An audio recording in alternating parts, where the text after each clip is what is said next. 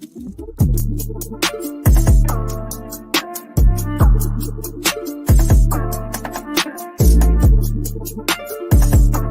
watching Reason and Theology Live, a show dedicated to charitable discussions, debates, interviews, commentary, and analysis. And now, your host, Michael Lofton. Hey everybody, welcome back. We are doing our series here on Basics of Biblical Hebrew with Louis Dizon. How are you, Louis? Oh, I'm doing all right. I see you're getting settled in over there, huh? Yeah, that's right. Yeah. Yeah, it's Still not good. quite as impressive as yours, but you know, It's looking good. The library is filling up over there. Yeah. Yeah, every time I see you, there's more and more books in there. So I imagine you'll be buying another shelf soon. At some point, that's one of my long-term goals. So I don't know when I'll actually get around to doing that. Yeah, it's always fun putting them together too. So. Mhm. All right. Well, hey, what I'll do is just kind of get out of the way. Well, once I play the song, I think there was a song you wanted me to That's right. do, and yeah, after that, I'll just get out of the way and let you take over. Yeah. So one of the new features that I want to implement, because one of the ways that when I was learning biblical Hebrew to help really internalize the language was Professor Homestead would play for us songs in Hebrew, and there usually be fairly simple ones that are easy to follow along. So I decided I'd start sharing some of the ones that he would play in our classes. I'm sure the audience will find it helpful too. So this is called Yesh Lan Taish, which in Hebrew translates to "we have a goat." So it's a fairly simple, kind of like a kid's song. If you were to look at the lyrics, it's not complicated at all, and I think you'll all enjoy this. All right, let's go ahead and start it. All right. Yeah. So those who have been following Hebrew along up to this point might recognize some familiar grammatical structures there. For example, the first word there, yesh. We covered that a few chapters ago. That's what we add at the beginning of a sentence to indicate possession or existence of something, like there is. Yeah, it indicates possession when you attach it to Allah plus the pronominal suffix. So yeshlanu, we have a goat. And then there's a good sprinkling of numbers there as well as the dual form, which I mentioned is something that you rarely run into.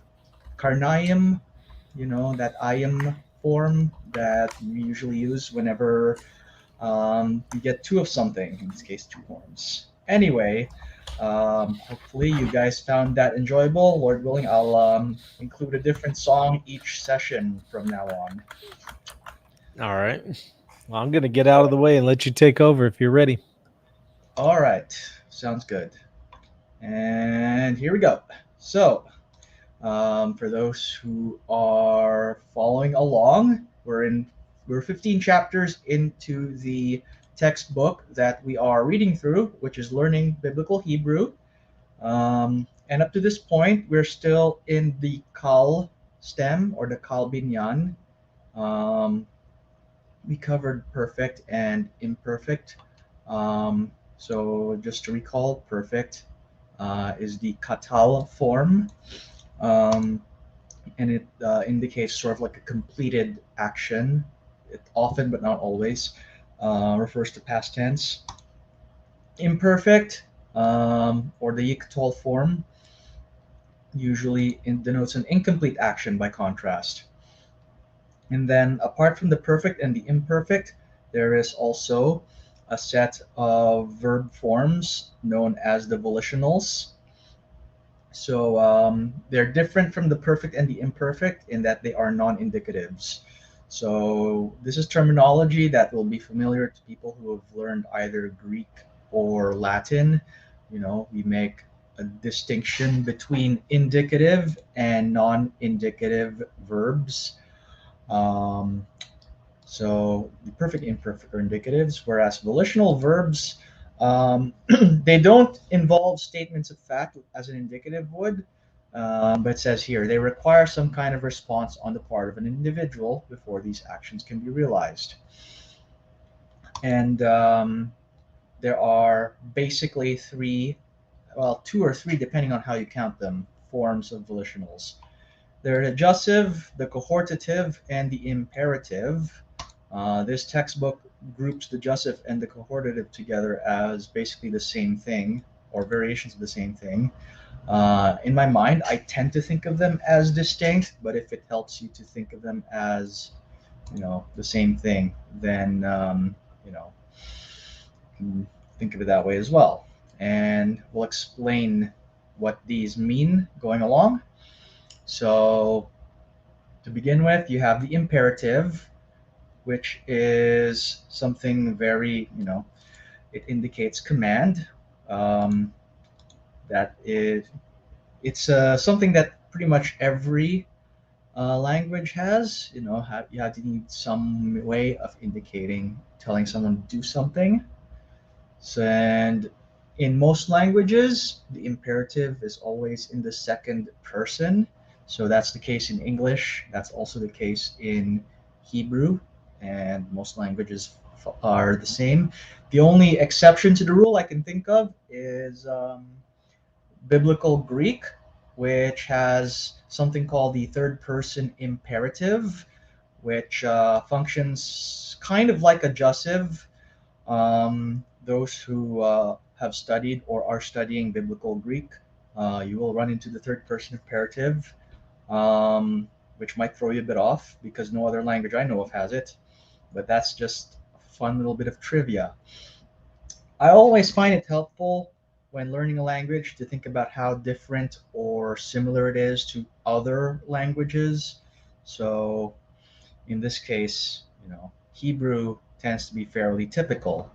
Uh, one thing that is atypical of Hebrew compared to most European languages, but it's fairly typical for a Semitic language, is that the imperative form is gendered, just like most other verb forms. So the form of the imperative that you use when addressing a lady is going to be different from the imperative form that you use when you're addressing a man.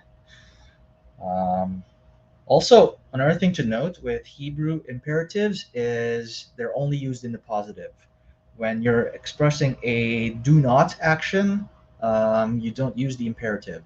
So it is, um, so if you're trying to say do not, you usually use either the you use basically a negative form with either an indicative or a adjussive. I'll explain that shortly. Um, so moving on, I'll explain what the adjussive and the cohortative is. So they both have the connotation of letting something happen. So let him do such and such, let her do such and such, let me do such and such, or it can also be expressed in terms of may. So may I or may he.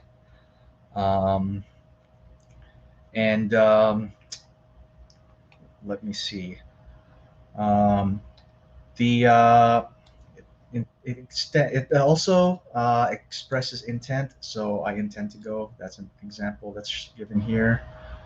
Um, and then There are also places where it is used in a way that it sort of overlaps with the indicative somewhat in its meaning. So here we see the example of Exodus chapter 3, verse 3. So let me just go over there. Vayomer Moshe asura na va'er'e et hamar'e hagadol hazeh madua lo yiv'ar hasne. So in English, Moses said, let me turn aside, or I will turn aside and see the Mar'e Gadol, the great light. So Asura here is in what can be identified as a cohortative form. And the way you can tell it is a cohortative is it has a suffix, a hey suffix there. That's the way you tell them apart. Again, we'll see that once we get to the verb form as well.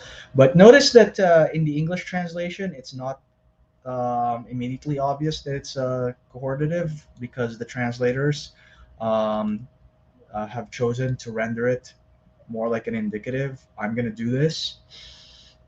That's because sometimes the cohortative doesn't always neatly translate into English like that. Actually, there's one other example. I'm trying to remember where it is. I believe it's in one of the Psalms, the one that says, "Let God." Let me see. Um, if you look, there's this one passage. It's easier if I search for it this way. It is in Psalm. Can't find it right now, but there's this one psalm where, depending on the translation that you're reading, it will either read as "Let God arise" or "God will arise." And you'll notice in a translation like that, it's clearly differentiating um, the indicative from the non-indicative use of the same verb. Yeah. Uh, I'll just make a note to make an addendum as to which psalm it is once I remember which one um, it was. Anyway, we'll bracket that for now, and want to make a note of how the jussive and the cohortative is used. So in the first and third, it's usually in the first and the third person that this is used. There are second person um, jussives as well, and usually those are used to express prohibitions. So there is a particle called al, which is added before the jussive to express not. So when that's placed before the second person form of a jussive, that's used to connote do not. Now, we'll see here that each form the jussive is slightly different. So the third person jussive, it expresses a mild command or a request, and it's used to encourage a certain behavior in a person outside of direct conversation. So, you know, when we say let someone um, be something, that is basically a jussive. Um, Here's a non-Hebrew example. Actually, this is sort of a Latin example for um, those who are into old Latin church documents. Whenever an anathema is being declared, you will see the phrase anathema sit, let him be anathema. So that would be an example of a jussive in Latin. Um, and same thing here. May someone be something. That's a jussive. Second person, as already explained, it's rarely used, and when it is used, it's usually used to express a do not, a prohibition or a do not command. And then in first person, we don't use the term jussive, we use the term cohortative. So may I or let me or let us. And those are all examples of cohortatives. Um, Now, all of these put together allows us to use volitionals in all the possible combinations of first, second, third person. Um, so we'll see here that they have a little table. So in the first person, if I want to say let me keep, eshmera.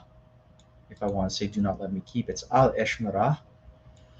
And then let him keep is yishmor. Do not let him keep is al yishmor. Notice the use of the al to express negation. And then in the second person, you have the imperative forms, shmor for keep, and then because because I mentioned already, you can't really use um, the imperative in a negative. If you want to say do not keep, it's al tishmor, which is the second person jussive with al. Or the other thing that can be done is you can add lo to the indicative form, the imperfect. So lo tishmor, you shall not keep here. Um, and the imperfect, this form, lo tishmor, tends to be a little bit more forceful than al tishmor. Um, so, a more emphatic prohibition, you could say. And one of the best examples of this form, the lo tishmor, or the lo, plus imperfect, would be in the Ten Commandments. So, if we go really quickly over there, um, we'll use the first commandment as an example. Lo yihye lecha Elohim achirim al panai. You shall not have before you any other gods before. You shall not have any other gods before me. So lo yihye, you shall not have. Lo you shall not. So this is you got here uh, an imperfect form yihye. And the reason we know that it's an imperfect rather than a jussive is the fact that the particle next to it is lo. If this was meant to be used as a jussive, it would have al in it. And you can see all the rest of the negative commands in the Ten Commandments are um, the same form. They're all what you would be, all the negative ones anyway, are what you would call a negative um, negative imperfect. So we'll come back to Exodus 20 a little bit later because I do want to spend a little bit more time in it. But before we can get there, I want to explain a bit more of the grammar. There's another particle besides al that you need to be aware of, and it's the particle na. Na is placed after an imperative. So here, an example is Shema Na here. And it's hard to directly translate the particle Na. Um, like you can think of it sort of like please, but that's not always how the particle Na is being used because sometimes an imperative can have na and it would still be a fairly emphatic imperative. So to give you a quick example of that, Genesis 22, the binding of Isaac. So and then here in verse 2, it says, Vayomer, kach na et bincha et yechidcha asher ahavta et Yitzchak. So God said, take your son, your only son, whom you love, Isaac. Notice that the word take, oops, my bad. The word for take, kach na. So the word take has the particle na attached to it. Now the fact that the na is attached to it, it's a little complicated to explain. Um, God isn't obviously not merely requesting Abraham to sacrifice his son Isaac, as if God was saying, could you please take your son and sacrifice him? But rather, this is clearly a command. So sometimes the na occurs even when a command is in view. Um, but in a lot of other contexts, you know, it's basically has that connotation of please. Now, now that we know how these volitionals work, how to identify them, um, here is where you need to be aware of the peculiarities of the different forms. So the vast majority of the cases that we have here, the jussive is actually identical to the imperfect indicative form. So let's take a look at this, okay? So what I'll do We'll read the imperfect forms, and then after that, we'll read the adjustive equivalent. So, for the singular form, using the katal verb, iktol, tiktol, tiktol, tiktli, ektol. Okay? Now let's look at the adjective. Iktol, tiktol, tiktol, tiktli, ektla. So you might notice here um, that these are all the same. The only one that's different is this one, ektla. So what happens to change? So you take the standard ektol, and then you add basically a he at the end like this, and this cholem turns into ashva like that. So you get rid of this.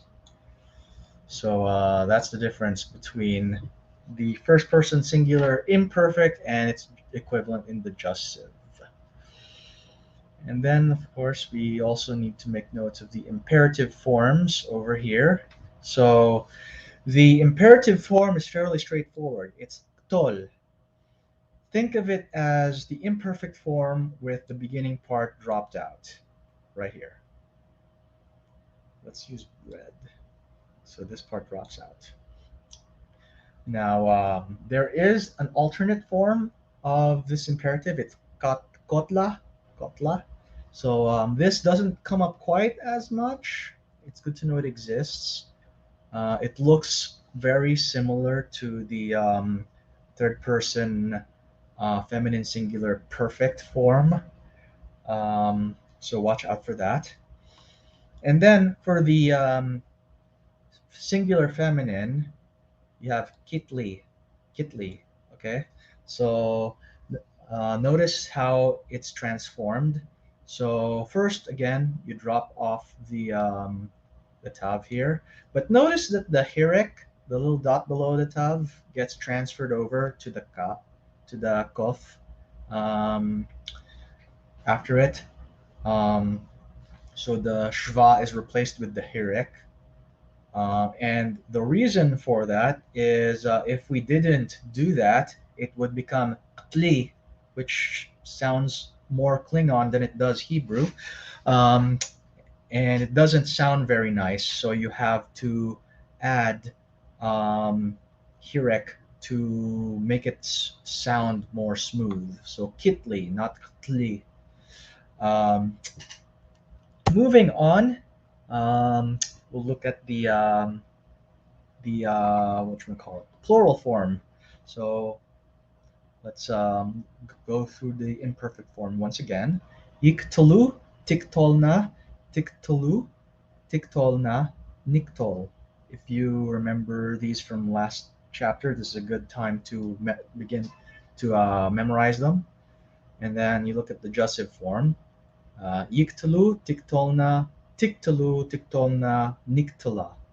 So once again, most of the forms are identical. So these are all the same. The only difference here, you once again have the comets and hey added to the imperfect form to form the cohortative. And then when we look at the um, imperatives, we have kitlu and ktolna. And this one is fairly easy. So the reason why there's a hirek above over the kof here is the same reason we had a hirek over the kitli, because without it, you would have ktlu, which does not sound nice at all. By contrast, with tiktolna, ktolna sounds just about right, so there's no need to carry over the hirek to the kof. So if I zoom out a little bit, you can see what are the distinct forms you need to know. You need to know this, you need to know these, and then these. And apart from those, everything else is basically identical to the imperfect. So that gives us 1, 2, 3, 4, 5, 6, 7 distinct forms to remember. So make note of those. If you have the textbook, that's table 15.2. Now, this is just the same thing that I just explained to you. So we'll skip over that.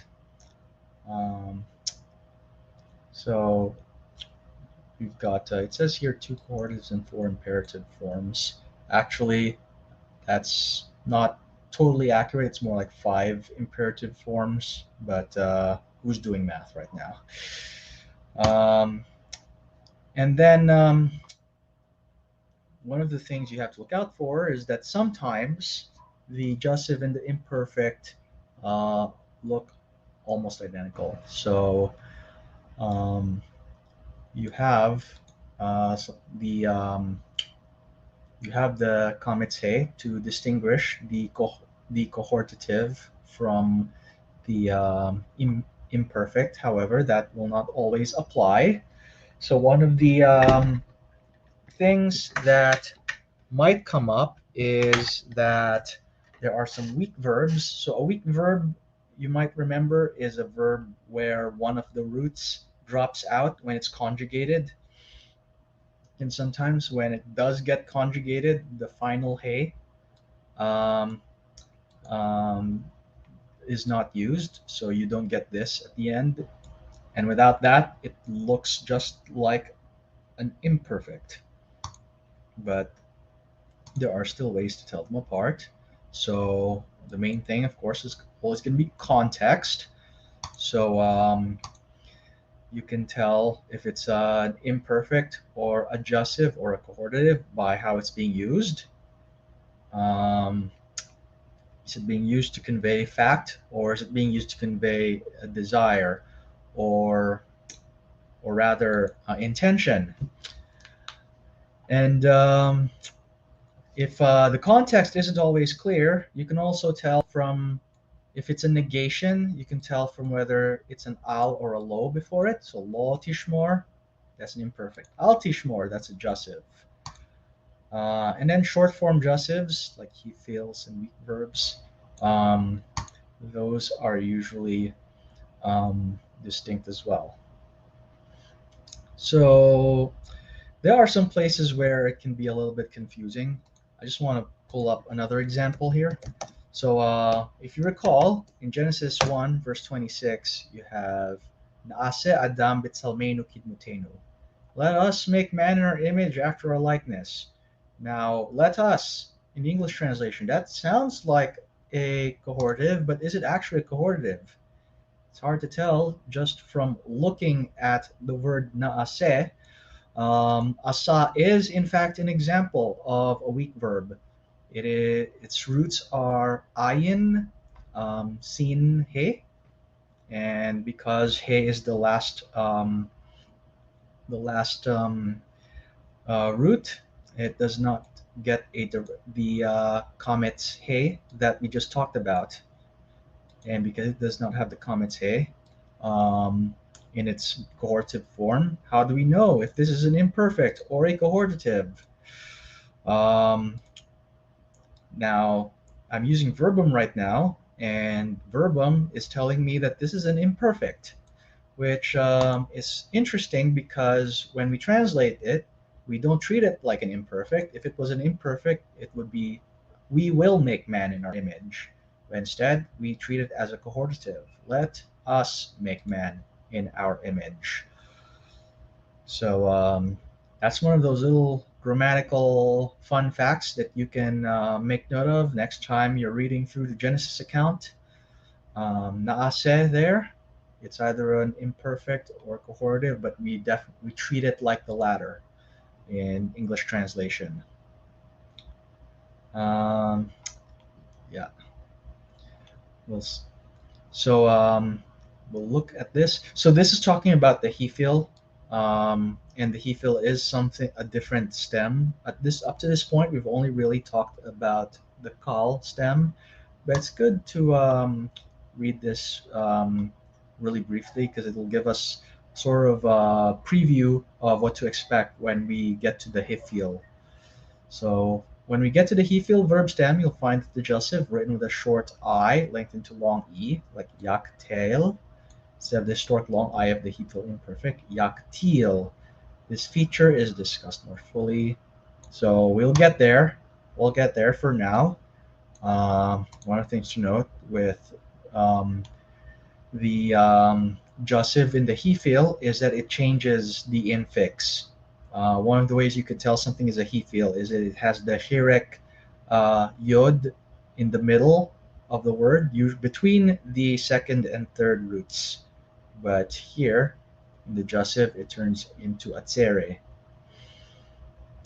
Um, right. So, having said all of that, we'll look at Exodus chapter 20 again. I want to go back to it and take a look at how um, volitionals may or may not play a role here. We'll go through each commandment and see how it's phrased. So, it's good to read through the whole text. Vaydaber Elohim et kol hadvarim ha'ele lemor, Anochi Adonai Elohecha asher hotzeticha me'eretz Mitzrayim mebet avadim. So, and God spoke all these words, saying, I am the Lord your God who brought you out of the land of Egypt, out of the house of slavery. Every verb in this text is an indicative, so fairly straightforward. So, first commandment, Lo yihyeh lecha Elohim acherim al panai. As I explained already, this is the law with an imperfect. And you get the same deal in the second half of the first commandment. Lo ta'aseh lecha pesel v'kol tmuna asher b'shamayim ma'al, etc., etc. You shall not make for yourself a pesel, or a carved image. Once again, it's lo with imperfect. Then the third part of it, lo tishtachave lahem v'lo ta'avdem. Once again, lo followed by the imperfect form, and one of the you'll see here.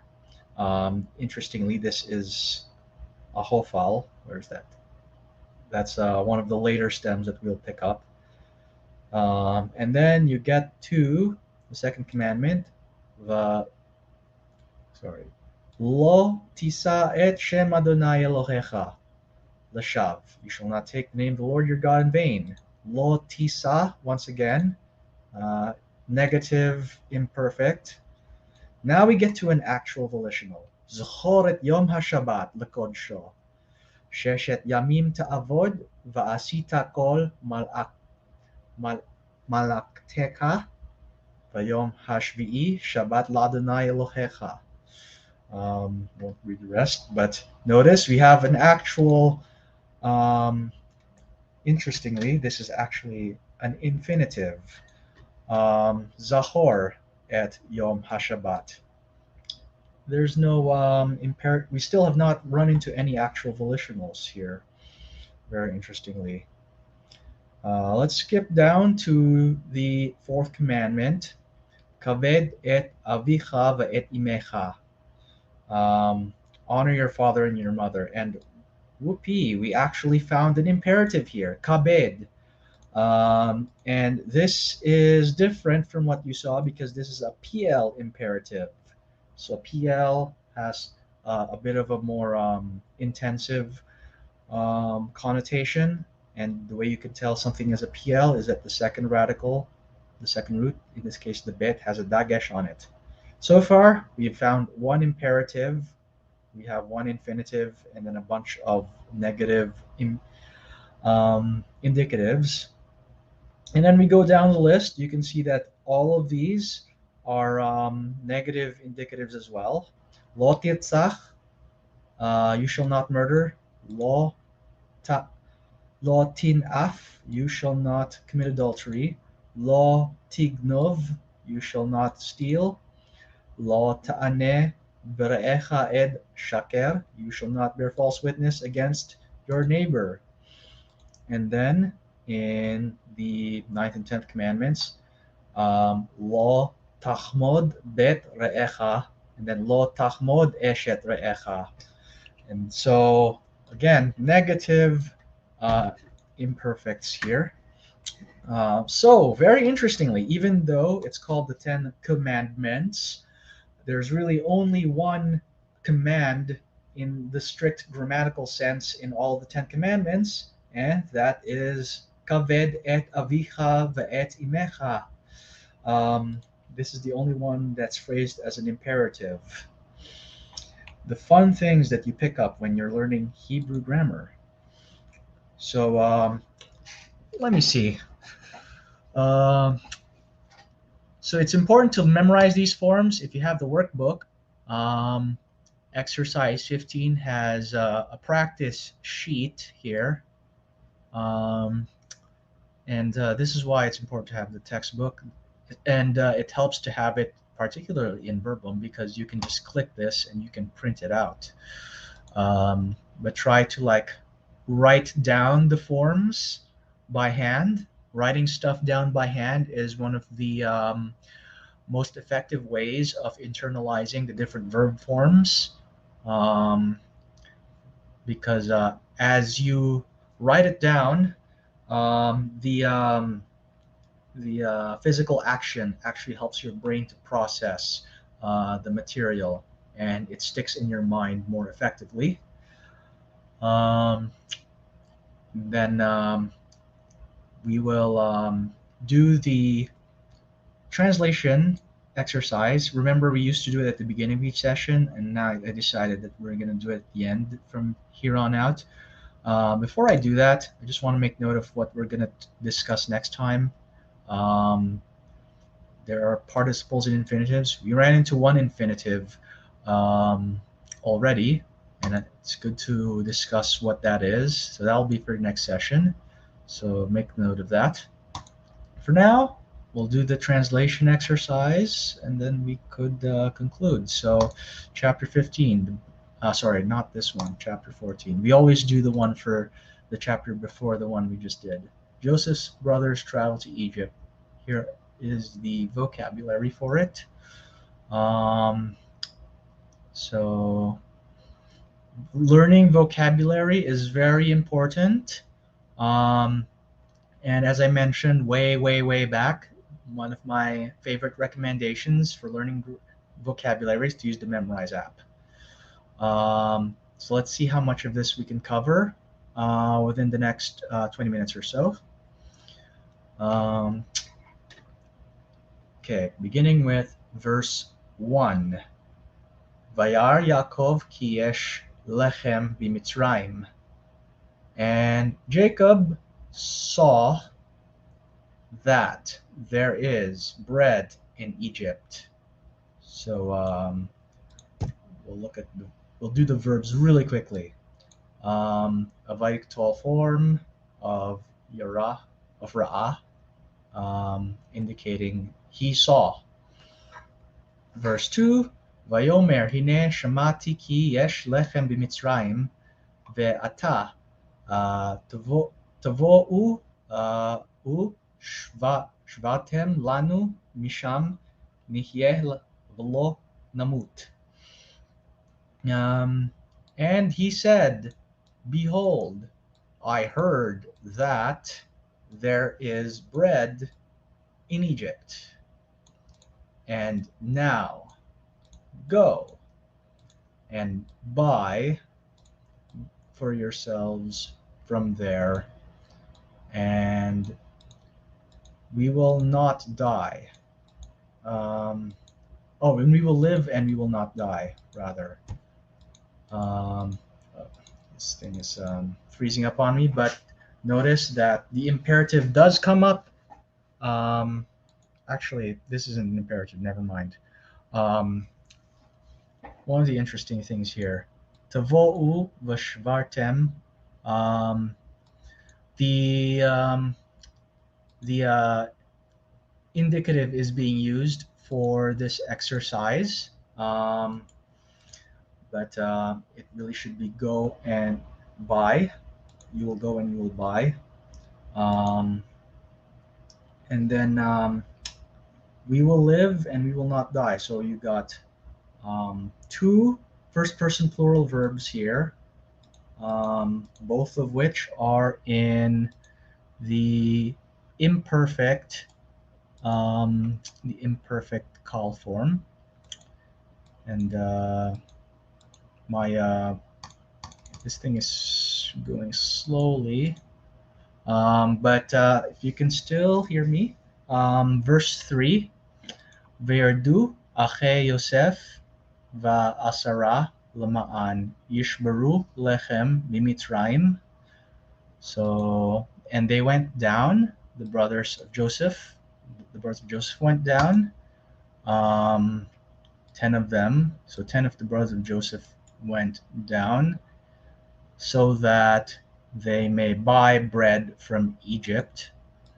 Hold on, I think I'm freezing up a little bit here. Um, okay, I think I figured it out. There we go.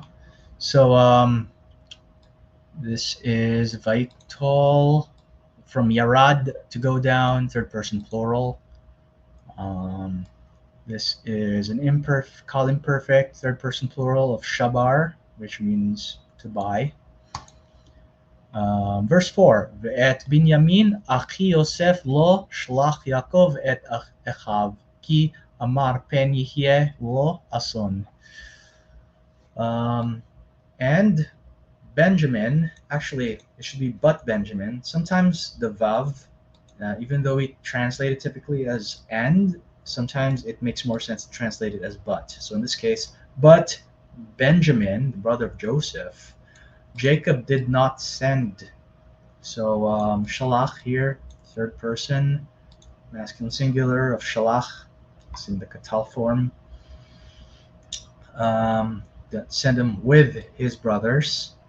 For he said, lest he will have harm, or lest he will be harmed. Pen is lest. So Amar, third person, masculine singular.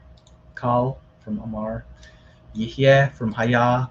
It's an imperfect third person, masculine singular. Verse 5. Vayavo'u bnei Yisrael le'ochel b'toch am kol haaretz ki haya hara'av ba'aretz Kna'an. And the sons of Israel went to eat in the midst of people of the land, and therefore, for there was a famine in the land of Canaan. So Ra'av means famine here. So here we have Yavo'u. Once again, it's a vaik tol, third person singular, from vo, to go, and then ochel, to eat.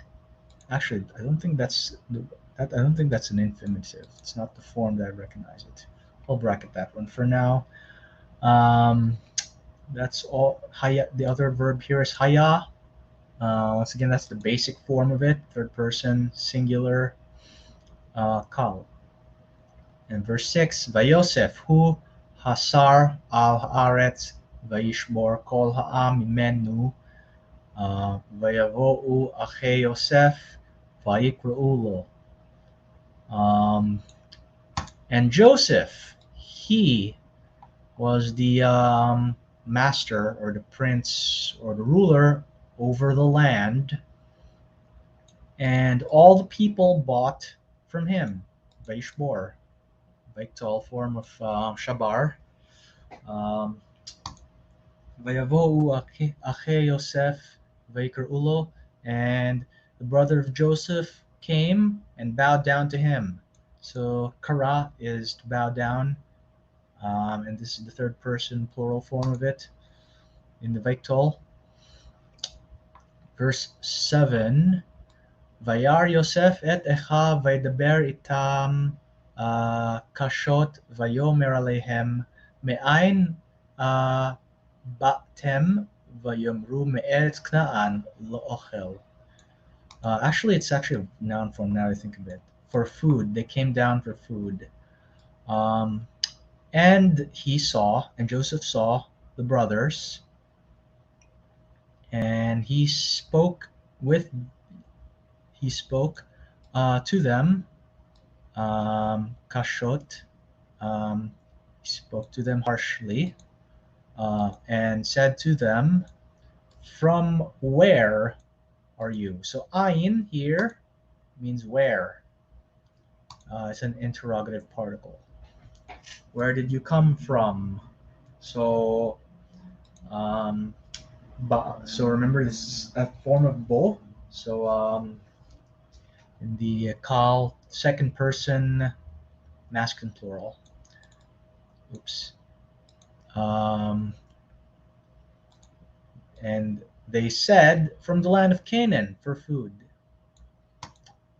Verse 8, Vahu yada otam vahem lo yad'u oto. And he knew them, but they did not know him. So yada is basic form of to know. Yad'u, same thing but in the plural.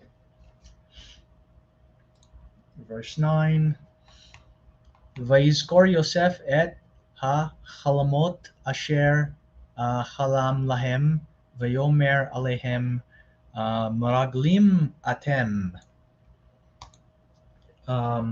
And Joseph remembered the dreams which he dreamt to them, and he said to them, "You are you are spies." So Amragel is a term for spy that sometimes comes up in Hebrew. It's a bit of an interesting word because it's derived from the word derived from the root resh gimel lamed, and the other term that we get from that is the word for leg, which is regel. And then verse 10, Vayumru elav lo adoni va'avdecha ba'u ochel. It's a fairly short verse. And they said to him, "No, my lord." It's like but your servants came for food. So they're denying the accusation that they're spies at this point. Verse 11, Kulanu bne ish echad nachnu lo hayu avadecha meraglim. So all of us, so this is kol with the first person plural attached to it. All of us are the sons of one man, ish echad. Nachnu, which is a shortened form of anachnu, we are not. We were not. We, your servants, are not spies, basically. So a continuation of the denial of the charge that we just looked at. Verse 12. Vayomer alehem lo ki batem ki meraglim ba'aretz. So Joseph is responding, and he said to them, "No, for you came as spies in the land." And then dialogue continues at verse 13. Vayimru shnem asar avadecha achim אנחנו בני איש אחד בארץ כנען, והנה הקטון את אבינו היום והאחד איננו. And they said, your servants are 12 brothers. So shnem asar means 12. So shnem is 2, asar is 10. So it's 2 and 10, 12. And your brothers, achim, plural of ach, we are the sons of one man in the land of Canaan. That's where their father is. And behold, the youngest, or the little one. This means literally the little, but here it has the connotation of the youngest. The youngest of our brothers today. And the One of them is no longer with us. One, actually, the youngest brother is not with us here. Means here. It's basically we do not have him here. And then verse 14. Vayomer alehem Yosef hu asher dibarti alechem lemor mraglimatem. And Joseph said to them, he which I have spoken to you to say are spies you. Um, it's a little complicated syntax here. I'm going to cheat a little by looking at how it's translated. Um, Genesis 43:14. Actually, it is as I said to you, you are spies. So that's what this way it's meant to be translated. It is just as I've spoken to you to say. Yeah. Sometimes translation can be a little bit complicated like that. You have to pay attention to the overall context. Verse 15. Bezot avhen etchem he paro im tetsu mize כי אם יבוא אחיכם הקטון מצרימה. In this evhen, okay,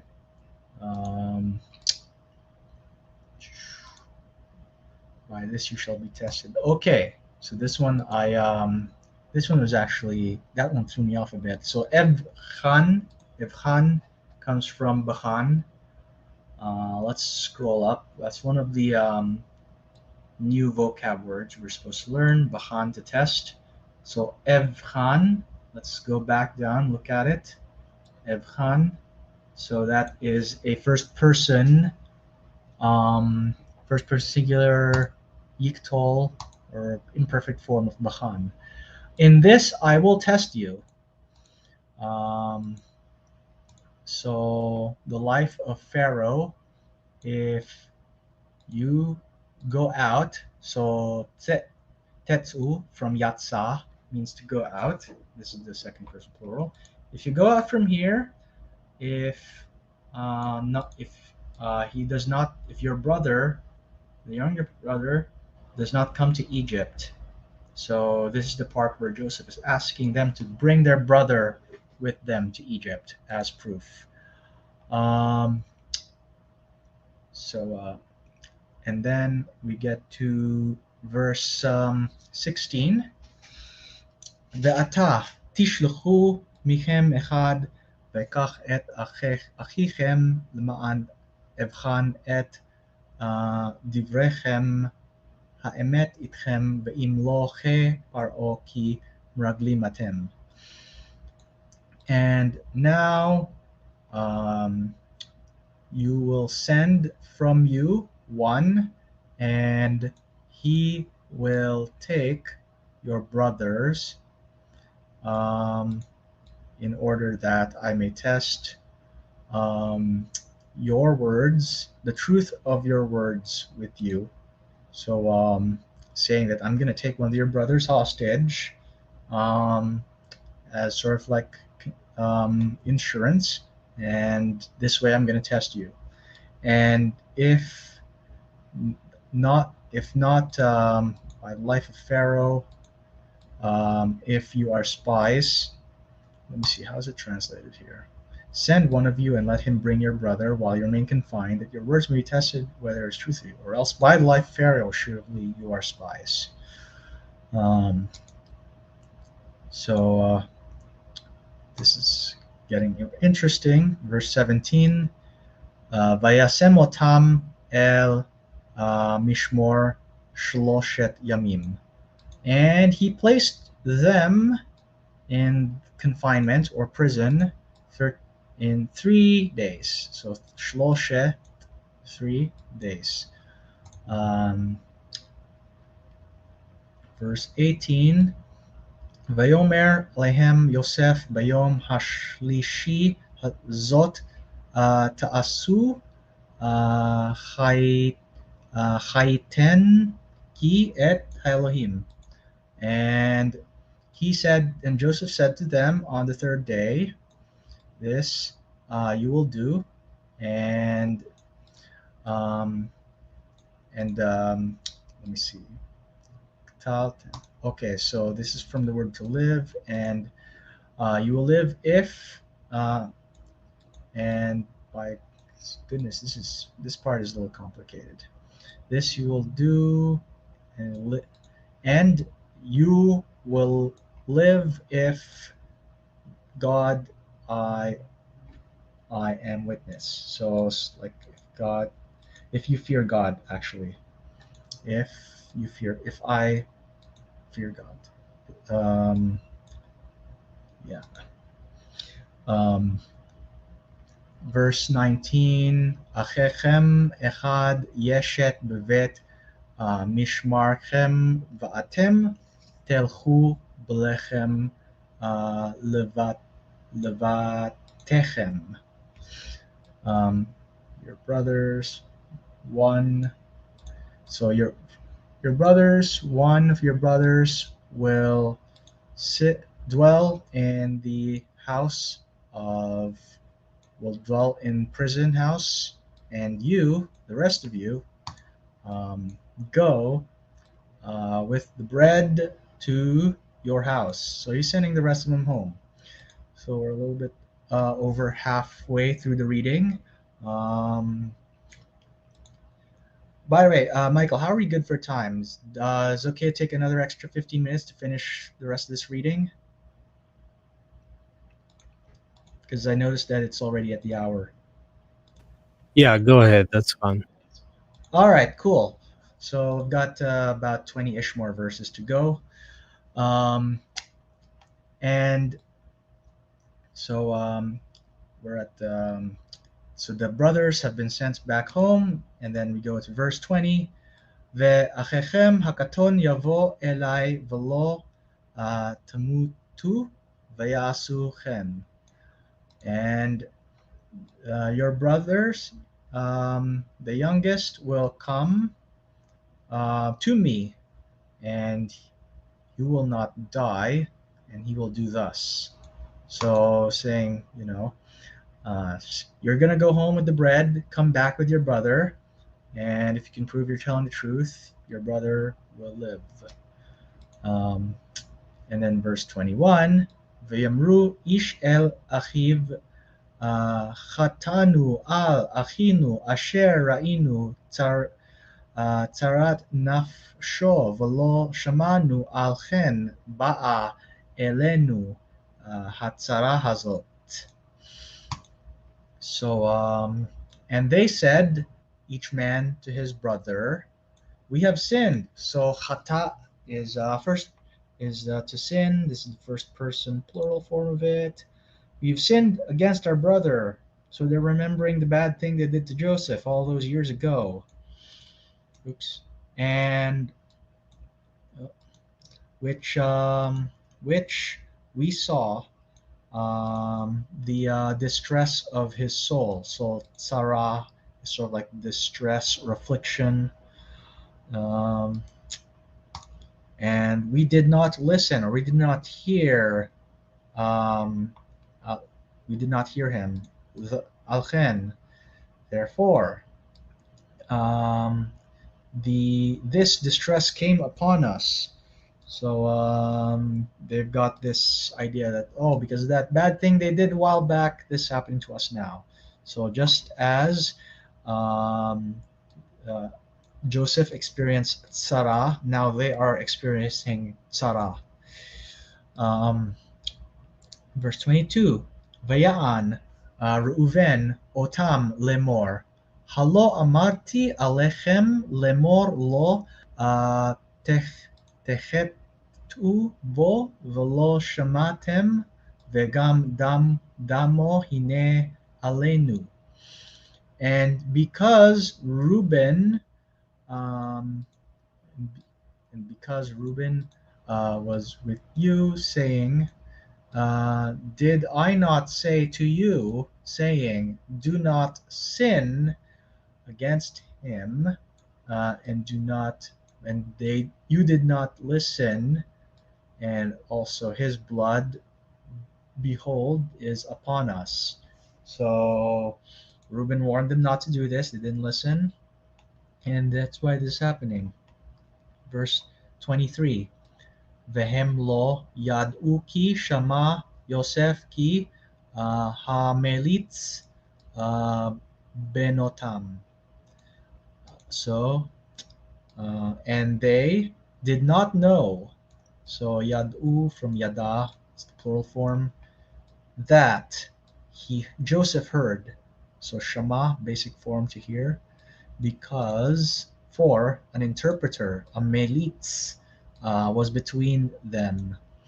So a melitz, somebody who translates, basically one of those rarer words.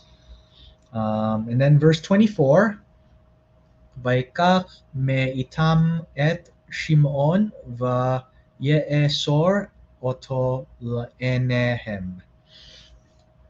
And he took from them Shimon or Simeon, and he bound him up, and he bound up him before them, or in front of their eyes, basically.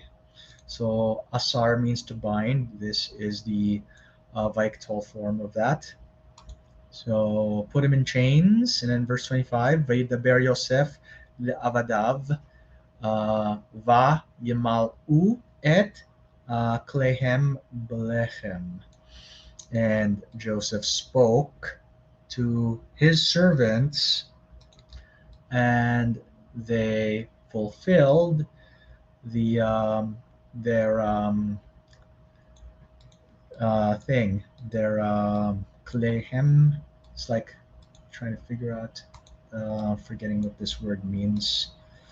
Once in a while, I blank out on specific vocab words. Okay, so they placed the bags. So this is where you can see that the version that's in the workbook is a simplified version of the actual Hebrew text. Okay, so klehem, their bags. So filled, actually, their bags with bread. So mala means to fill. Sometimes it also means to fulfill. So though you have to look at the context to see which one it means. In this case, it means fill. So the servants filled their bags with bread. Nope. In the rest of the verse, Vayasimu kaspehem ish el sako vayitnu lahem tzeda ladarech. And he placed their silver, or their money, man each to his sack, each man's sack. Each man had his own money placed in his sack, and they gave to them the provisions for the road. So derech, remember, is road. Here it's conjugated slightly. The other segol becomes a kametz here. Verse 26, Vayisu et asher shavru al morehem vayelchu misham. And they did upon the morehem. Again, that's their, oh sorry, chamorehem. That's their donkeys, and they loaded up that which they bought upon their donkeys, and they went from there. So they're saddled up, they're ready to go. In verse 27, Vaiten ha'echad mispo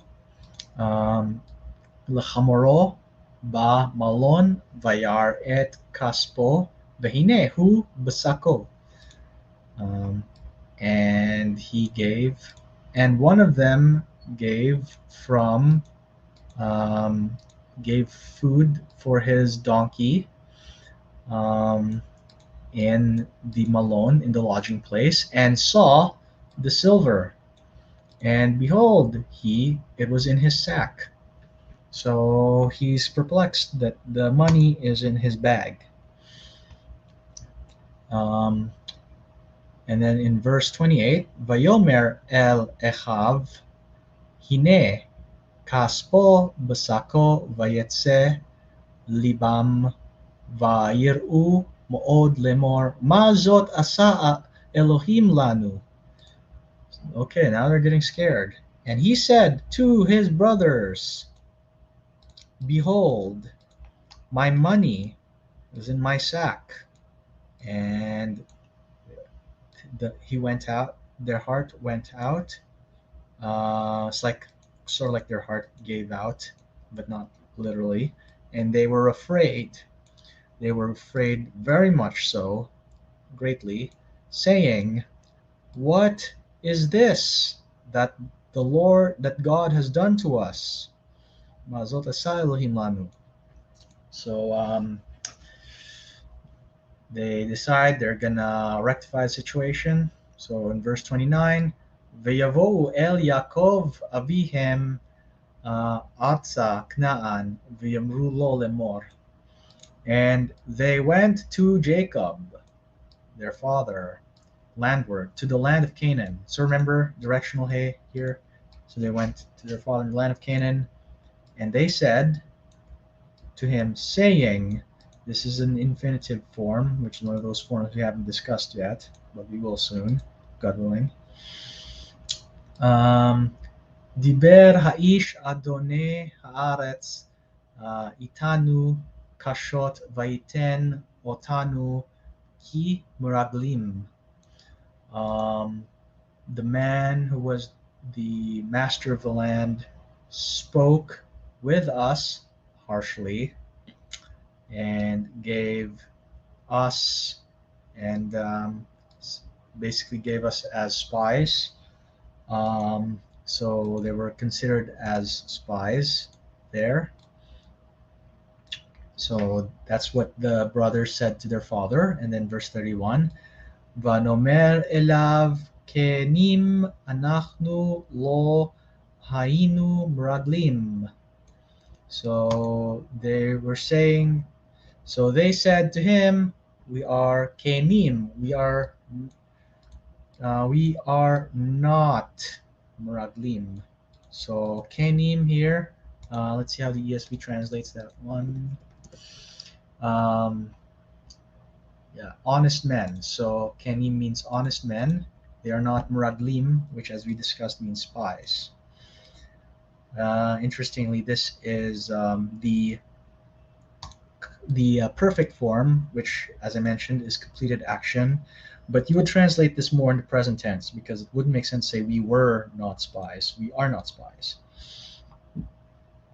Verse 32, Shneim asar anachnu achim bnei avinu ha'echad enenu hakaton hayom et avinu ba'aretz Kna'an. So this is a repeat of the verse above. We are 12 brothers, the sons of our father, are sons of the one father. And the youngest is not with us today. He is with his father in the land of Canaan. Verse 33. Vayomer elenu ha'ish adonai haaretz b'zot edaki kenim atem achichem ha'echad ya'amod iti ve'atem tikhu et lechem bitechem ve'telechu. And he said to us, the man who was the master said to us, in this I will know. So this is yada in the first person singular, um, imperfect form. If you are indeed honest men, if you are indeed kenim, um, notice that the conversation is being paraphrased slightly because kenim did not turn up above.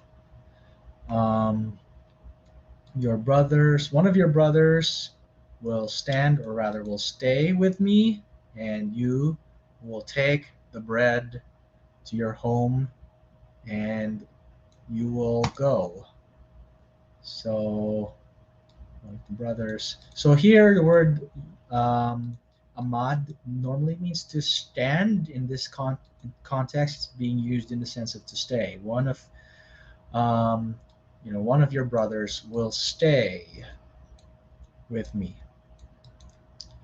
And then we go to verse 34. We've only got 5 more verses before this reading is done. ותבואו עם אחיכם הקטון אלי ואדע כי לא מרגלים אתם כי כנים אתם את אחיכם אתם לכם ולחם תשברו. And you will go with your brothers. You will, the youngest to me. So actually, you'll bring with your brothers, the youngest to me. So saying, bring them here, and I will know if you are not spies. You, if you are not spies, this is just placed here for emphasis, FYI. If you are honest men, ki kenimatem, once again, another pronoun placed there for emphasis. Your brothers I will give to you. Actually, your brother I will give to you. I kept thinking this is actually singular. I kept thinking it's plural for some reason. Um, your youngest brother. So you'll bring your youngest brother, and then I'll know that you are honest men, and I'll give your brother to you. And um, you will buy bread. V'lechem tishburu. Verse 35. Vayif יפתחו את שקיהם והנה איש כספו בשקו ויראו את כספיהם המה ואביהם ויראו. And they opened, so patach means to open. This is the vaiktol form, third person plural. They opened their sacks, and behold, each beheld his money in his sack, and they were afraid, and their money, and they and their father, Vayira'u. Actually, they saw the money, they and their father, and they were afraid. Sometimes the word for to be afraid and the word for to see look alike, so they can be confused for each other. So this is they saw, and then this is they were afraid. Notice that for they were afraid, there are 2 yods next to each other. That's sort of the difference. Whereas with they saw, there's only 1 yod.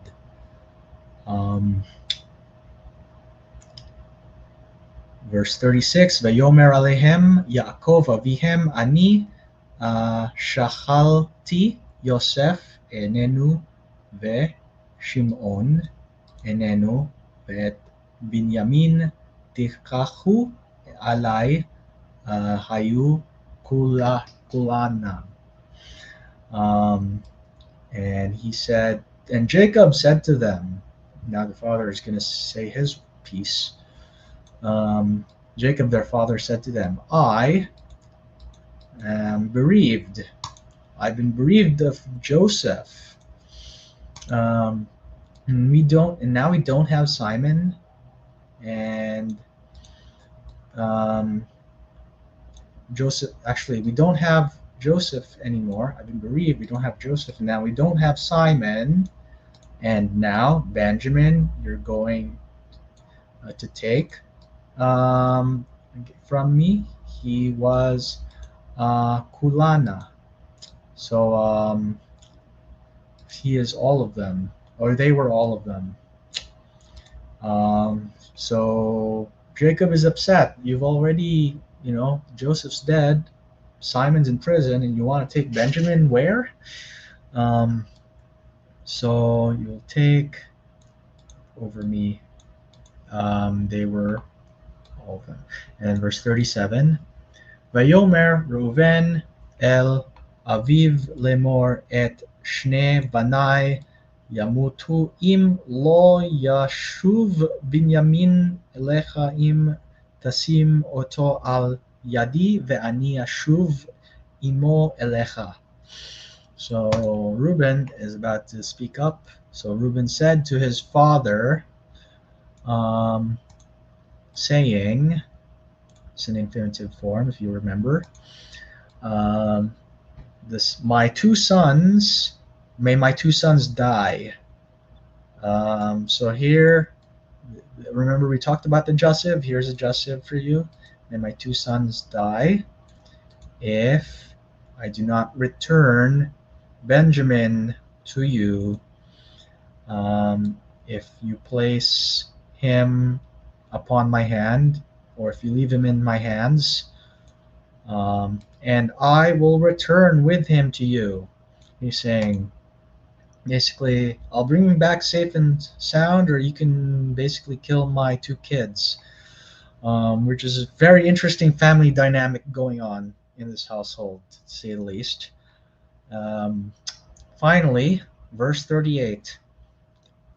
Vayomer lo yared bni uh, imachem ki achiv met vehu levado od im yihye lo ason b'derech asher telchu va vayaradti b'yagon shola.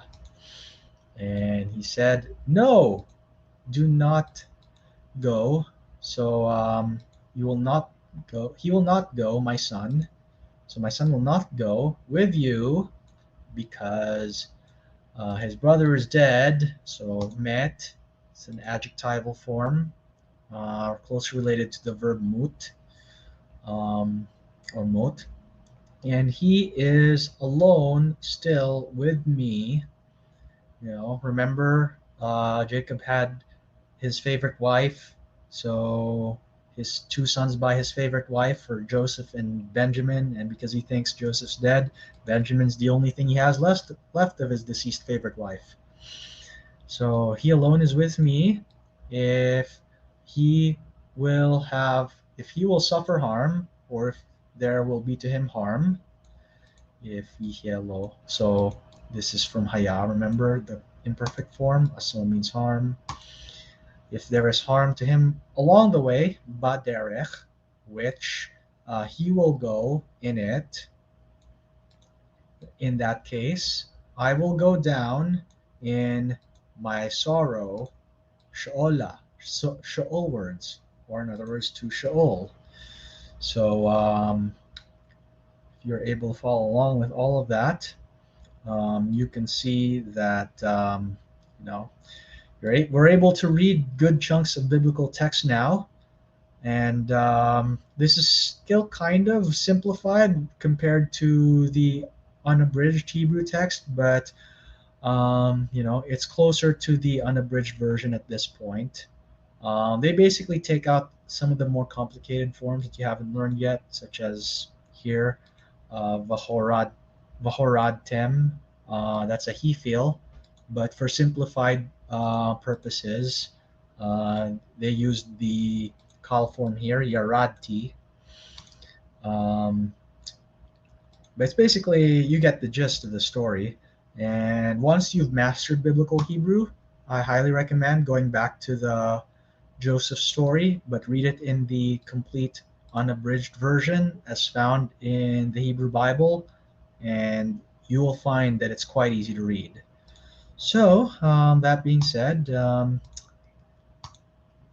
yeah, does anyone have any questions?